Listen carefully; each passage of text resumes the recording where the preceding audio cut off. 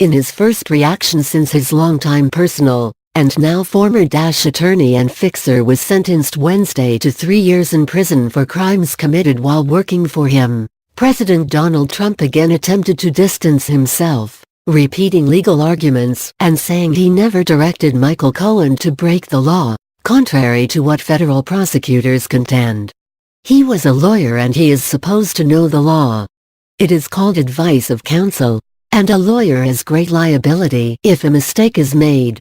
That is why they get paid, Trump said in an early morning series of tweets on Thursday. I never directed Michael Cohen to break the law.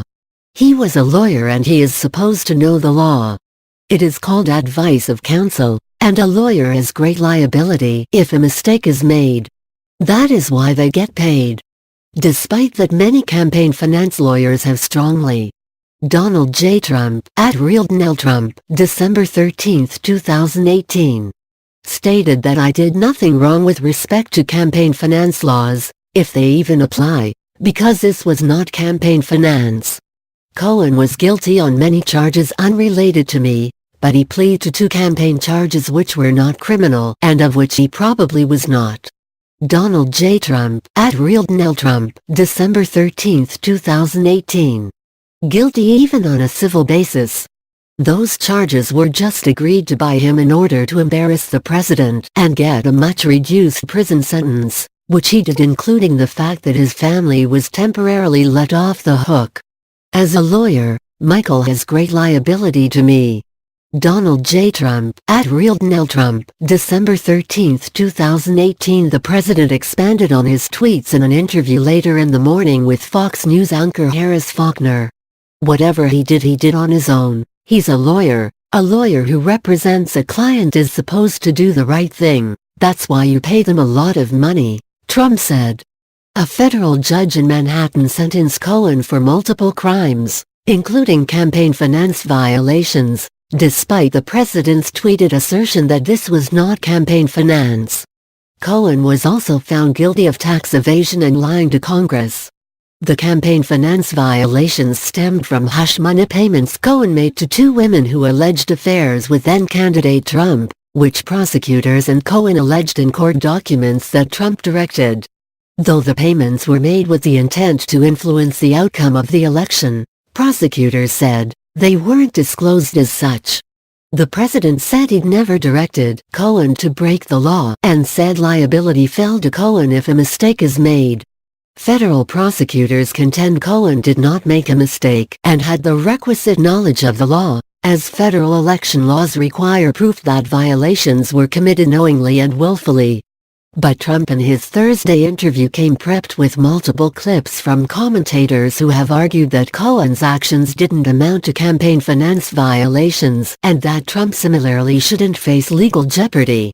Trump also claimed that the campaign finance charges Cohen pled guilty to were only intended to embarrass the president, and sought to downplay his relationship to his former fixer and personal lawyer. He did very low-level work, Trump said. He did more public relations than he did law.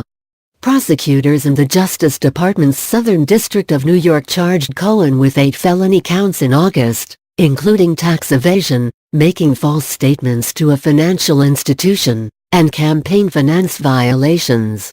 Special counsel Robert Mueller, tasked with investigating Russian interference in the 2016 presidential election, tacked on an additional count of lying to Congress last month. Cohen pleaded guilty to all 9 counts and struck a deal to cooperate with ongoing investigations. Hours after Cohen was sentenced Wednesday, prosecutors in the Southern District of New York announced they'd also reached an agreement with American media company, Incorporated, AMI, the publisher of the National Enquirer, in connection with the $150,000 payment made to Karen McDougal, a former Playboy playmate.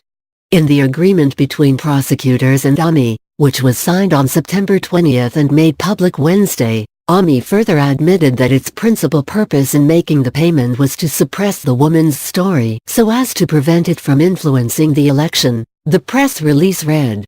But Trump in his interview claimed he wasn't aware of any payment made to AMI to facilitate the alleged hush agreement.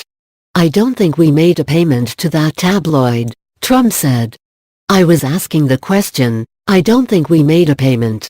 Through the deal McDougal made with Omi, she transferred to the company the rights to her story of an alleged 10-month romantic affair with Trump in 2006. Trump has denied that the affair took place.